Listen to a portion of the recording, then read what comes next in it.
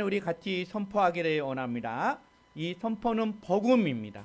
우리가 평생을 잊지 않고 선포해야 할 복음입니다. 같이 선포하겠습니다. 예수는 그리스도, 우리는 모든 문제. 다시 한번 하겠습니다. 예수는 그리스도, 우리는 모든 문제. 할렐루야. 우리 누나로 이거 외우더라고요. 제가 아침에 했는데 너무너무 잘합니다. 우리 하나님은 언제나 최고입니다. 우리가 최선의 예배자로 준비하면요, 그 예배는 영광스러운 예배이고요, 성령의 기름 부심이 가득하고 오늘 이 예배가 그 예배가 되기를 축원합니다. 오늘 요한계시록의 7교회 그 마지막입니다. 제가 이 7교회를 준비하면서 우리 행복한 소풍교회에 대해서 많은 것을 깨달았습니다. 그리고 하나님이 저를 또 깨우쳐 주셨습니다. 정말로 너무너무 감사했고요. 제가 이번 주에 우리 사모님하고 매일 나와서 교회 와서 기도했습니다. 1시간 이상씩 기도하고 그동안 이제 산책도 하고 그동안 나누지 못한 일들을 또 같이 나누고 그러면서 우리 행복한 소풍교회가 너무 소중한 교회다. 우리가 처음에 교회를 설립하고자 할 목적이 있었습니다. 첫째는 정직하자. 두 번째는 초심을 변하지 않자. 그리고 세 번째는 기성교회에서 하는 것을 우리가 하지 말자. 그렇게 하면서 내 자신을 책짓기를 했습니다. 그러면서 하나님이 요한계시록 7교회를 저에게 이것을 보게 하시고 또 준비한 이유를 또 알게 되게 되었습니다. 오늘 이 라오디아 교회는 책망만 받은 교회입니다. 책망만 받은 것이 아니라 예수님 앞에 심한 질책을 받았습니다. 그것이 바로 저를 얘기하는 것 같았습니다. 그래서 제가 정신이 번떡 들었습니다. 그리고 마음을 새롭게 했습니다. 오늘 예수님이 너희 교회를 토해버리고 싶다. 너희 교회를 토해버리고 싶다. 주님이 그렇게 얘기한 거예요. 그것을 저한테 얘기하고 이 행복한 소풍교회에서 얘기한 거예요. 내가 너무나 목회에 대해서 안일했구나, 이런 생각을 하게 되었습니다. 그럼 여러분, 라오디아 교회를 통해서 왜 예수님이 이 교회를 보면서 왜 토해버릴 정도로 이 교회를 책망을 하게 될까? 여러분, 이 라오디아 교회 오늘 이야기를 들어보시고 우리 행복한 소풍교회가 어떤 교회인지 여러분 같이 기도했으면 좋겠다, 이런 마음이 듭니다. 제가 지난주에 빌라델비아 교회에 대해서 설교를 했습니다. 그러면서 그 말씀에 어떤 얘기를 했냐 그러면 교회 안에 기둥이더라. 그리고 그 기둥 안에는 주님이 새로운 이름을 여러분에게 새겨 줄 것이라. 그리고 제가 3주 전에 제가 한번 얘기를 했습니다. 이 교회 행복한 소풍교회 사탄이 넘어뜨리려고 지금 보이고 있다고 제가 그때 말을 한 적이 있었습니다. 그래서 저번 주부터 사모님과 계속해서 기도하게 되었던 것이죠. 그리고 하나님이 이 행복한 소풍교회의 기둥을 보게 했어요. 집이 가장 안전한 기둥은 몇 개가 있어야 됩니까, 여러분? 2개입니까? 3개입니까? 4개입니까? 기둥은 4개가 있어야 가장 안전하십니다. 그러면서 하나님이 그 교회의 기둥을 보게 하는 거예요. 이 하나의 기둥은 우리 장로님의 기둥이구나. 이 하나의 기둥은 우리 안수 집사님의 기둥이구나. 이 세 번째 기둥은 우리 권사님의 기둥이구나. 이 네 번째 마지막 기둥은 우리 성도들의 기둥이구나. 그것을 하나님이 보여준 거예요. 그러면서 그 기둥이 서서히 금을 간 것을 저에게 보여준 거예요. 그리고 이번 주에 어느 분이 저한테 목사님, 이 행복한 소풍교회 거짓들이 넘어뜨리게 하는 것들이, 이간질하는 것들이 보인대요. 제가 그걸 품고 기도했거든요. 근데 그분을 통해서 또 하나님 보게 하신 거예요. 아, 이러면 안 된다. 그러면서 우리 김선희 권사님이 목요일날 이 교회 와서 이제 그 열무김치를 담아주고 배추김치를 밤에 이제 담아주러 왔어요. 사모님 혼자 사니까 너무 힘드니까 그걸 이제 우리 김혜근 권사님이 다 농사진 거예요. 그래서 그걸 너무너무 좋은 거예요. 그래서 가지고 가서, 아, 목사님, 이 김혜근, 우리 김선희 권사님도 영적으로 깨어 있거든요. 우리 교회는요, 너무 영이 밝대요. 그러면서 그런 얘기를 하는 거예요. 그 영이 밝은 것은 엎드려서 기도해야 되는 거예요. 엎드려서. 그러니까 어떤 문제가 있으면 그냥 엎드리기만 하면 된대요. 엎드리기만 하면 하나님이 그때부터 일을 하신다는 그런 얘기를 하게 된 거예요. 여러분, 우리 교회는요, 어떤 문제 앞에 엎드리시기 바랍니다. 엎드려야 우리가 건강한 교회를 유지할 수가 있습니다. 그러면서 빌라델비아 교회, 제가 저번 주에 기둥이 되라고 하는 이유가, 이 빌라델비아 교회는 터키의 지역에 있거든요. 터키가 지진이 잘 일어나잖아요. 요즘도 많이 일어납니다. 그러면서 그 빌라델비아의 그 도시의 건물이, 집이 무너지지 않기 위해서는 반드시 뭐가 필요해요? 지진이 일어나면 기둥이 튼튼해야 되는 거예요. 기둥이. 그래서 예수님이 그것을 예를 들어서 지역적 특성을 가지고 얘기한 거예요. 너희는 교회의 기둥이 되라고. 오늘 라오디아 교회 성도들에게, 그 지역 사람들에게 예수님이 얘기한 거예요. 너희들이 너무나 미지근해서 토해 버릴 것 같다. 이런 얘기를 하는 거야. 그것은 왜 그렇게 했냐 그러면, 이 라오디아 교회의 지역적인 특성을 가지고 얘기를 해야 라오디아 교회 성도들이 잘 이해하고 금방 회개하고 돌이킬 수 있으니까 주님이 그렇게 얘기한 것이죠. 그러면 왜 이 얘기를 했을까? 미지근하고 토해버릴 것 같다. 라오디아 교회에서요, 북쪽으로 7km가 가면 세계적인 유명한 온천지가 있습니다. 히에라볼이라는 곳이 있습니다. 정말로 물이 너무너무 좋아서요, 요즘도 여전히 많은 관광객들이 히에라볼이라는 그 지역의 휴양지로 가게 됩니다. 그러면 그 히에라볼리의 온천에 뜨거운 물이 흘러내리는 거예요. 어디까지? 라오디게아까지. 히에라볼리에서 라오디게아까지 오는 그 길목은 7km예요. 그러면 그 7km에 뜨거운 물이 흘러내려요. 그러면 7km까지 내려왔는데 라오디게아에 보면 물이 어떨 것 같아요? 다 식어버린 거예요. 미지근한 물이 되는 거예요. 미지근한 물이. 여러분, 물이 미지근하면 어떻게 되는지 아세요? 온천물이 너무 냄새 맡으면요, 역겨워요. 너무 역겨워 나와가지고 막 토할 것 같아요. 그래서 사람들이 이 미지근한 물을 못 마시는 거예요. 마시려면 물을 다시 한번 뜨겁게 데워서 마시든지, 아예 차갑게 해서 물을 마셔야 물을 마실 수가 있다는 것이죠. 그런데 라오디게아에 오면요, 이 물이 미지근한 거예요. 그러니까 사람들이 냄새를 맡으면 어떻게 돼요? 토해요. 그래서 주님이 얘기하는 거예요. 너희는, 라오디게아, 너희 교회는 바로 가장 기분 나쁜 소리가 뭔지 아세요? 그 소리는, 너희는 미지근한 온천수 같은 사람이라고 하면 사람들이 정신을 번쩍 든다는 것이죠. 그러면서 우리 예수님이 이 라오디게아를 진단했어요. 그리고 진단하고 이런 얘기를 합니다. 요한계시록 3장 15절에서 16절에 보니까 이런 말씀이 나와 있습니다.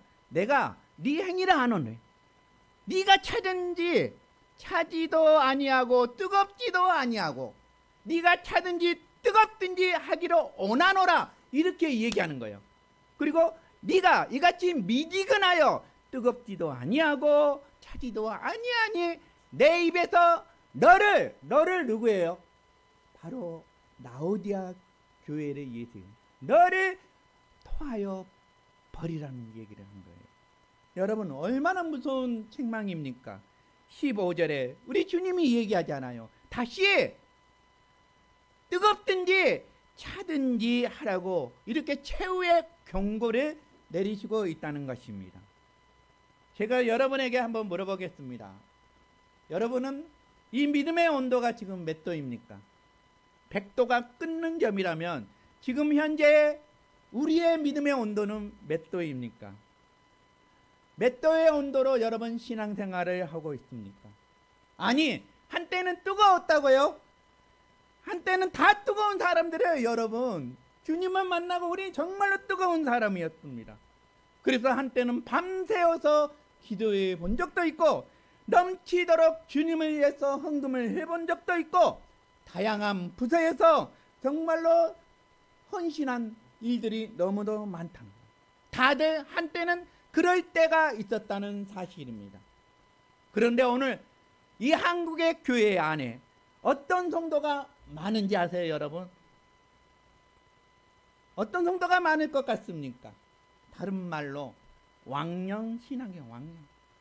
왕년에 제가 이런 일을 했어요. 목사님, 저는 교회에서 왕년에 이런 일을 했고요, 이런 일을 맡았습니다. 제가 왕년에는요 이렇게 했어요. 제가 왕년에 이렇게 했어요. 그런데 금년 신앙, 올해 신앙은 없다는 사실입니다. 또 한국교회 두 번째 신앙이 많은 사람이 있습니다. 어떤 신앙이냐 그러면 내년 신앙이라는 거예요. 내년. 우리가 무엇을 맡으면, 무엇을 시키면, 그리고 무엇을 하고자 원하면 다 대부분 사람들이 뭐예요? 목사님, 내년에 하겠습니다. 조금만 기다려 주십시오. 내년에 여유가 되면 제가 하겠습니다. 목사님, 지금 부담 주지 마세요. 근데 우리 교회 행복한 소풍교회에 그런 성도가 없다는 것이죠. 정말로 오늘 제가 감동인 것은 이 찬양하신 분들, 오늘 또 대표교인 하신 장로님, 세상에서 제일 바쁜 분들이야. 세상에서. 너무 감동인 거예요. 막 우리 김철수 집사님, 우리 박강희 집사님, 우리 조정장님 얼마나 바빠요. 새벽 일찍부터 나가서 출장 다니고 일 다니고 이런 분들이 모여서 주님 앞에 찬양하고 기도하니까 막 마음에 감동이 오더라고요. 여러분, 우리에게는 왕년 신앙이 없는 거예요, 여러분. 내년 신앙이 없는 거예요. 지금 신앙이 있는 거예요. 지금 신앙으로 주님은 우리를 보고 있다는 것이죠. 그런 믿음의 사람들이 되었으면 좋겠습니다. 저는 여러분의 믿음과 충성과 헌신의 이 뜨거움이 세월과 함께 더 뜨거운 사람들이 되기를 원합니다. 늘 뜨거우시길 바랍니다. 말씀을 읽을 때로 뜨겁게 읽고 기도할 때도 이왕 기도했으면 뜨겁게 기도하고 찬송을 하면 이왕 뜨겁게 그 가사의 의미를 가지고 주님 앞에 찬양하시는 믿음의 사람들이 되었으면 좋겠습니다. 믿음을 식지 마시기 바랍니다. 무슨 일을 해도 뜨겁게 섬길 수 있는 믿음의 사람들이 되시길 바랍니다. 근데 오늘 본문에 하나 참 이해하기 힘든 단어가 하나 나옵니다. 그것은 차든지. 여러분, 신앙에서 우리가 보통 이야기하면 다 뜨겁게 얘기하잖아요. 근데 신앙에서 차든지, 차가운 것이 필요할까요? 차가운 것이 뭐라고 생각하세요, 여러분? 여러분, 믿음에도요 차가운 것이 있습니다. 잘 인지하시기 바랍니다. 그 차가움은 뭐냐 그러면 죄와 유혹에 대해서 차가운 사람이 되어야 돼요, 여러분. 누가 나 죄를 지러 가자 뭐 이렇게 권하면요 얼음처럼 차가움이 반드시 필요하다는 사실입니다. 누가 죄를 짓자, 그리고 여러분의 눈에 보면 이것이 죄 짓는 가정이다, 그러면 끊으시기 바랍니다. 그런 차가움이 있어야 돼요. 누가 손잡고 죄를 지러 가자면 나는 안 가 하며 이 차가움이 우리의 신앙에서도 있어야 되는 거예요. 여러분, 누가 잘못된 길로 인도하면요 아무리 그 친구가 5년 지기, 10년 지기, 30년 지기하라도 그 길을 가감하게 끊으셔야 돼요. 이단은 우리에게 항상 환한 웃음을 띠고 우리 곁에 다가온다는 사실입니다. 그 이단이 손을 잡고 야 친구야 내 부탁 하나만 들어줘, 성경 공부하러 가자, 절대로 가지 마시기 바랍니다. 여러분 성경에서 분명히 얘기했어요. 이단에 속한 자는 한두 번 훈계한 후에 어떻게 해요? 돌이켜 냉정하게 끊으라고 성경은 얘기했어요. 그리고 그 이단이 나를 막 사정해도 아무리 불쌍해도 절대로 집으로 들어오지 말게 하라고 성경은 기록하고 있습니다. 이것이 바로 차가운 신앙이에요. 우리에게도 이 차가운 신앙이 있어야 되는 거예요. 여러분 뜨거운 것만 있지 차가운 건 없단 말이에요. 그러니까 우리는 잘 인지를 하셔야 돼요. 죄와 유혹에 있어서는 차가워야 돼요. 정말로 차가운 신앙을 소유하는 우리 행복한 소풍교회 모든 성도들이 되기를 축복합니다. 믿음은요 주님을 위해서 더 뜨거워야 하고요, 죄와 마귀에 대해서는 얼음보다 차가워야 이 믿음을 지킬 수 있습니다. 라오디아 교회 성도들에게 오늘 예수님이 편지를 하잖아요. 그리고 이 교회 병든 이 교회를 처방하는 방법을 가르쳐주고 있습니다. 오늘 요한계시록 3장 18절의 하반부에 보면 안약을 사서 눈에 발라 보게 하라. 안약을 사서 눈에 발라 보게 하라. 이 말인데 이 라오디아 교회 지역은 라오디게아 지역은 여러분 온천수와 그 다음에 온천 지역에서 나온 강물이 나와요. 이 강물을 이용해 가지고요 안약을 만드는 거예요. 특산품을. 그래서 거기에 관광을 가면 반드시 안약이에요. 세계적으로 제일 유명한 거예요. 그래서 주님이 그 지역이 특성에 맞게끔 단어를 사용해서 얘기했다고 그랬잖아요. 이 안약을 바로 얘기한 거예요. 너희 이 안약은 파는 것만, 다른 사람 눈에 치료하는 것만 중요한 것이 아니라 이 안약을 너희들이 맞는 이 특산품 해가지고 너희의 눈에 발라서 그것을 보게 하라고 이렇게 얘기하고 있다는 사실입니다.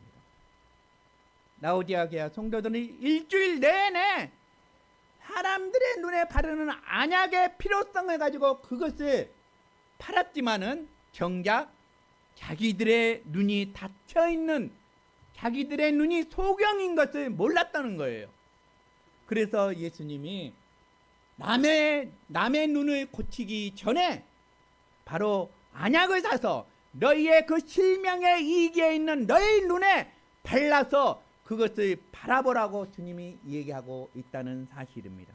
그러면서 남의 눈을 걱정하지 말고 바로 네 눈을 먼저 걱정하라는 것이 바로 안약을 사서 눈에 발라보게 하라는 얘기를 오늘 우리에게 남겨놨다는 것입니다.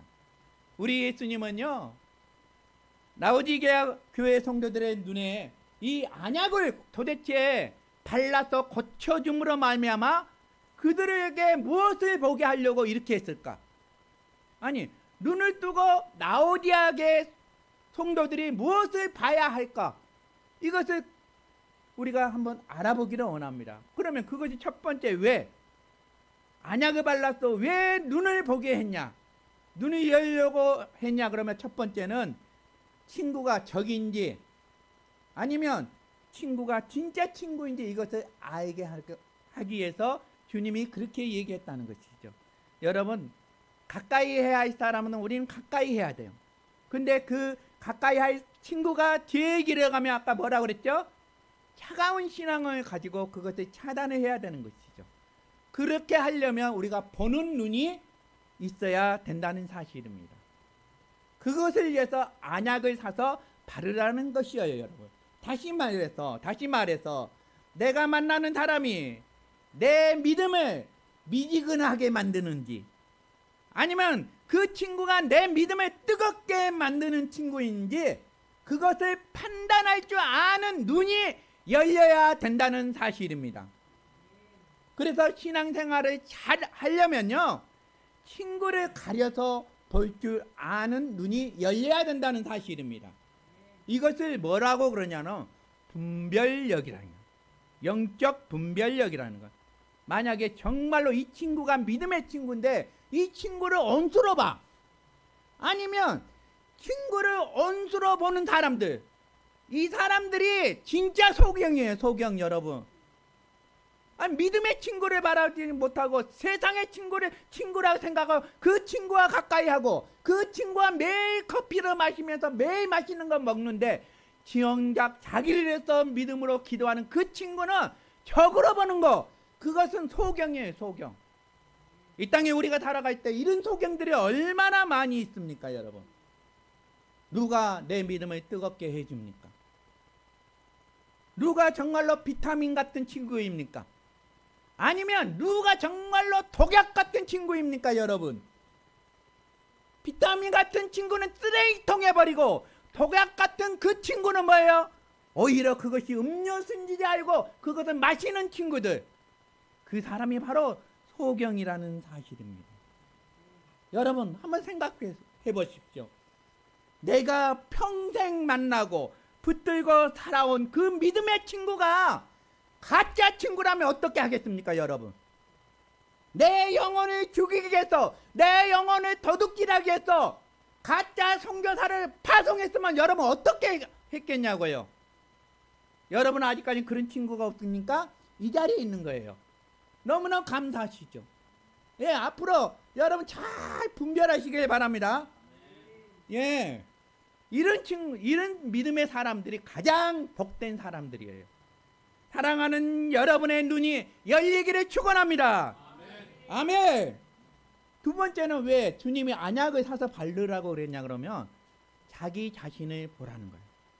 사람이요, 가장 보기 힘든 건 누군지 아세요? 자기 자신이에요. 내 자신을 어떻게 봐요? 상대방이 보고 나를 판단하고 거울을 봐야 내 자신을 알 수가 있는 거예요. 그래서 주님이 안약을 사서 네 자신을 보라는 뜻이에요, 여러분. 여러분, 예수님의 눈에 비친 이 라오디게아 교회 성도들의 모습은 영적으로는요, 기아의 상태예요. 가난한 사람들이었어요. 성경에 기록하기를 라오디게아 지역과 교회는 부자라고 나왔어요. 부자라고. 얼마나 부자겠어요. 늘 관광객들이 끊임없이 오고 그 특산품 안약을 팔고, 그 지역에는요, 라오디게아에는요, 의대까지 있었다니까요. 의대. 그러니까 얼마나 잘 사는 사람들이겠어요. 그런데 그 영적인 상태를 주님이 보니까 가난한 자야. 그것을 보라고 지금 주님이 안약을 사서 네 자신을 바라보라는 뜻입니다. 오늘 요한계시록 3장 17절에 우리 같이 한번 볼게요. 시작. 내가 말하기를 나는 부자라, 부유하여 부족한 것이 없다 하나 너 공부하는 것과 가련한 것과 가난한 것과 눈먼 것과 벌거벗은 것을 알지 못하는도다. 아멘. 여러분, 지금 우리를 얘기한 것 같지 않아요? 나 지금 부자예요. 나 풍부해요. 근데 주님이 보니까 내 영혼의 상태를 보니까 어때요? 너 공부하는 것과 가련한 것과 가난한 것과 눈먼 것과 지금 벌거벗은 이 상태는 네가 지금 알지 못한다는 거예요, 여러분. 그래서 사람들은 그것을 모르니까 태평하게 사는 것이죠. 태평하게 살 때 조심하라고 그랬잖아요. 여러분, 지금 여러분의 생활이 안정적이죠? 이럴 때일수록 하나님과 가까이 해야 돼요. 왜 사사의 시대가 왔어요? 왜 사사의 시대가? 그들은 정말로 여호수아가 모든 것을 다 해줬어. 모든 것을 다 누렸어. 여호수아가 딱 죽어버리니까, 믿음의 사람이 죽어버리니까 그때부터 그들의 태평이 오는데요, 주님을 배반해. 세상으로 가. 세상의 우상을 숭배. 그때 주님이 뭐예요? 그들을 치시는 거예요. 우리도 마찬가지예요. 지금 내 생활이 평안하고 가정이 안정되고 이때 조심하라는 거. 이때 내 사업이 잘 되고 이때 조심하라는 거예요, 여러분. 세상에서 부자를 살아도요, 천국에 가면 아무것도 없는 사람이 있습니다. 세상에서 궁핍하게 살아도요, 하나님 나라에서는 큰 부자가 있습니다. 예수님께서는 뭐라고 얘기한지 아세요? 이 땅에 부자로 사는 것이 아니라 하나님 나라의 부자로 살라고 이렇게 얘기하고 있습니다. 우리가 이 땅에 사는 동안 하늘의 보물을 쌓아두는 것이 최고의 신앙생활이에요, 여러분. 여러분, 어떤 성도가요, 임사체험을 했대요. 임사체험은 뭐냐 그러면 죽었다가 천국 갔다 온 사람을 임사체험이라는 거예요. 근데 이 성도가 임사체험을 하게 돼서 천국에 가게 된 거예요. 주님을 만나니까 얼마나 기뻐요. 우리 주님이 천국을 구경시켜 준 거예요. 그리고 저기 보니까 집이 멋지고 화려하고 정말로 세상에서 볼 수 없는 집이 거기에 있대요. 그래서 주님한테 물어보겠어요. 주님, 이 사람은 집은 누구입니까? 그 사람 집은 손양원 목사입니다. 우리 주님이 얘기했잖아요. 요한복음 14장 2절에 뭐라고 얘기했어요? 내가 천국에 가면 너희의 거처를 준비하고 그 거처가 다 준비된 후에 내가 이 땅에 와서 너희를 데리러 천국에 간다고 요한복음 14장 2절에 그렇게 기록하고 있잖아요. 그렇죠? 우리 주님이 그렇게 했어요. 그래서 우리 주님이 거처를 만들고 있는 거예요. 거기에 그 가장 아름다운 그 집이 손양원 목사님. 손양원 목사님 아시잖아요. 그 나병 환자의 피에 거름을 짜서 그들을 함께 했던 사람이에요. 사랑의 온자탄의 목사님이에요. 자기 아들을 죽인 사람 양아들을 삼았어요. 또 하나님 앞에 정말로 아름다운 집이 거기에 있더라고요. 그래서 조금 더 가보니까 손양원 목사님 집하고 똑같은 거 있더래요. 그래서 예수님, 이 사람은 집은 누구예요? 그 사람은 주기철 목사님입니다. 주기철 목사님은 일제시대에 뭐예요? 이 기독교를 지킨 사람이고 하나님을 배반하지 않았다는 사람이에요. 그래서 주기철 목사님 집이 거기에 있다. 마음이 너무너무 기쁘더래요, 이 성도가. 너무너무 기뻐. 그리고 그 옆에 오니까 아담하고 예쁜 집이 있더래요. 그래서 주님, 이 사람 집은 누구예요? 이 사람 집은 헌신의 권사님 집이라. 헌신의 권사님은 사랑이 넘쳐요. 굶어 죽인 사람들, 아파하는 사람들 사랑으로 나눠주고 치유해주고 이런 권사님이에요. 그 집도 보니까 너무 좋더래요. 그리고 그 옆에 보니까 기둥만 세워졌고 벽이 없대요. 하늘이 없대요. 그 주님, 이 사람 집은 누구의 집이에요? 바로 네 집이랑. 아니 주님, 왜 아직 내 집은 아직 안 지어졌어요? 야, 아직 땅에서 자재가 하늘로 안 올라와서 그렇다. 그래서 이분이 임사체험했다고 그랬잖아요. 천국 갔다 다시 온 거예요, 이 땅으로. 어떻게 살았을 것 같아요? 예전처럼 살지 않았다는 거예요. 믿음의 생활을 했다는 것이죠. 우리 주님이 분명 성경에 기록하고 있습니다. 마태복음 6장 19절에서 21절의 말씀을 보면 이런 말씀이 있어요. 너희를 위하여 보물을 땅에 쌓아두지 말라. 거기는 종과 동록이 해하며 도둑이 구멍을 뚫고 도둑질하느니라. 오직 너희를 위하여 보물을 하늘에 쌓아두라. 거기는 좀이나 동록이나 해하지 못하며 도둑이 구멍을 뚫지도 못하고 도둑질도 못하느니라. 네 보물이 있는 그곳에는 네 마음이 있느니라. 너무 감사해요. 우리 교회 안에는 보물을 하늘에 두고 사는 부자들이 너무너무 많다는 거예요. 너무너무 많다는 거. 그런데 여러분, 이 땅에서 떵떵거리면서 하늘에서 빈 자, 가난한 자, 이런 빈 팔다리가 더 많다는 사실이에요, 여러분. 이것이 사람이라는 것이죠. 그래서 바울은 디모데에게 이렇게 얘기한 거야. 디모데, 네가 목회하면 이 디모데, 이 교회에 있는 네가 담임하는 그 교회에 꼭 이것을 가르치고 이것을 반드시 권면하라고 이렇게 한 말씀이 디모데전서 6장 17절에서 19절. 같이 한번 읽어볼게요. 시작. 너는 금식할 때 머리에 기름을 바르고 얼굴을 씻고 하시라. 이는 금식하는 자로 사람에게 보이지 않고 오직 은밀한 중에 계신 내 하나님께 보이게 하려 합니다. 은밀한 중에 보시는 내 아버지께 갚으시리라. 너희를 위하여 보물을 땅에 쌓아두지 말라. 거기는 종과 동록이 향하며 도둑이 구멍을 뚫고 도둑질하느니라. 아멘. 오늘 우리가 안약을 사서 우리의 눈에 발라야 돼요. 발라야 우리의 자신을 볼 수가 있다는 것입니다. 예, 우리 행복한 소풍교회는 자기 자신을 잘 보는 믿음의 성도들이 되시기를 축원합니다. 아멘. 세 번째는 주님이 왜 안약을 사서 바르라고 했을까? 이거 키포인트입니다. 그것은 뭐냐 그러면 문 밖에 서 계신 예수님을 보라는 뜻입니다. 오늘 이 본문은 아주 유명한 성경의 구절입니다. 요한계시록 3장 20절에 우리 한번 외웠죠? 시작! 볼지어라 내가 문 밖에 서서 두드리오니 누구든지 내 음성을 듣고 문을 열며 내가 그에게로 들어가 그와 더불어 먹고 그는 나와 더불어 먹으리라. 아멘. 이것은 복음전도 설교에 항상 나오는 말씀입니다. 그런데 원래의 의미는 뭐냐 그러면 이미 예수님을 믿고 에클레시아 교회를 이루고 사는 이 라오디게아 교회와 성도들에게 문을 두드리면서 문을 열라는 뜻의 내용이라는 사실입니다. 우리는 이 땅에 살면서 우리의 삶의 현장에서 예수님을 쫓아버리는 경우가 너무너무 많다는 사실입니다. 예수님 마음에 모셨다고 했는데 마음에는 예수님이 없는 거예요.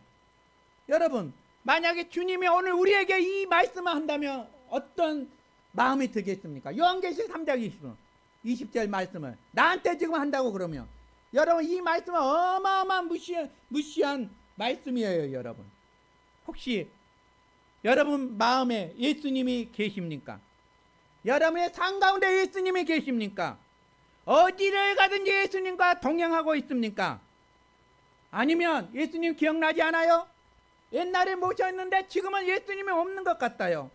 혹시 그런 믿음 생활을 하고 있지 않습니까? 예수님, 내 삶에 이제 간섭하지 마세요. 나는 이제는 저 혼자서 살아갈 수 있는 믿음을 가지고 있어요. 그렇게 하면서 예수님은 그 문 밖에 그냥 내쫓아서 있는 분들이 있습니까? 아니면 내 삶에서 아예 예수님을 추방해 버리시는 분이 있습니까? 여러분, 그런 분이 있으면요, 여러분 정신을 차리시고요, 지금 예수님은 내 문 밖에 서서 주님이 기다리고 있다는 사실을 아시길 바랍니다.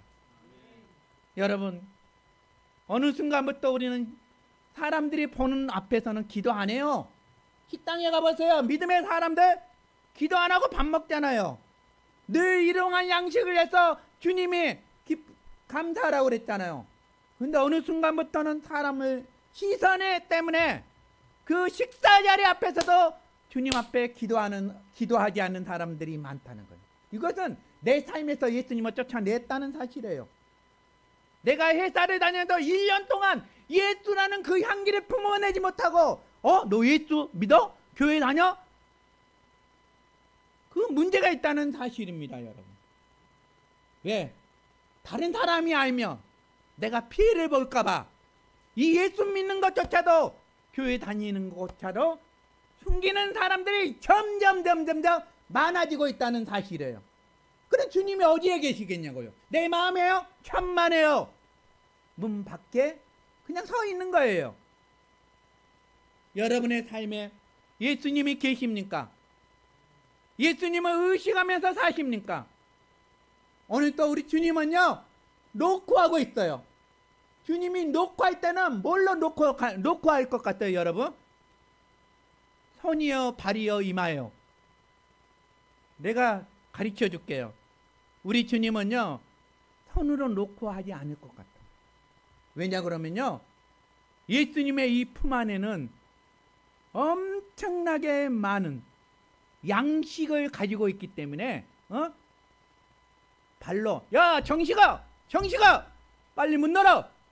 아니면 이마로, 정식아 빨리 문 열어. 여기 봐봐. 네 양식. 내가 오늘 이 양식을 준비했다. 이렇게 얘기하는 거예요. 바로 오늘 요한계시록 3장 20절이 그 말씀이에요. 볼지어라. 내가 문 밖에 서서 두드리노니 누구든지 내 음성을 듣고 문을 열면 내가 그에게로 들어가 그와 더불어 먹고 그는 나와 더불어 먹으리라는 것입니다. 여러분, 라오디아 교회 성도들은 문 밖에 서 계신 예수님을 보지 못했다는 사실입니다. 여러분의 삶에 끝나버린 잔치를 다시 주님이 회복시켜 준다는 말씀이에요. 여러분, 이것도 먹어봐라, 저것도 먹어봐라. 우리 주님이 세상에서 가장 위대한 셰프예요. 여러분, 백종원 저리 가라는 거예요. 예? 백종원은 그거 많이 먹으면 당 걸린다 그러잖아요. 설탕을 막 미연을 탁탁 다시다 탁탁. 근데 우리 전혀는 천연 재료로 해서 우리를 베푸시는 최고의 셰프라는 사실입니다. 우리 주님이 여러분의 삶에 잔치를 베풀어 주시려고 온갖 장을 봐가지고 지금 두 손에 가득히 채워서 가지고 왔다는 것이죠. 그러면 우리 인생의 최고의 셰프 그 예수가 우리 인생 가운데 찾아오시면 그때는 잔치가 열리는 거예요. 어? 어깨 그냥 있겠어요?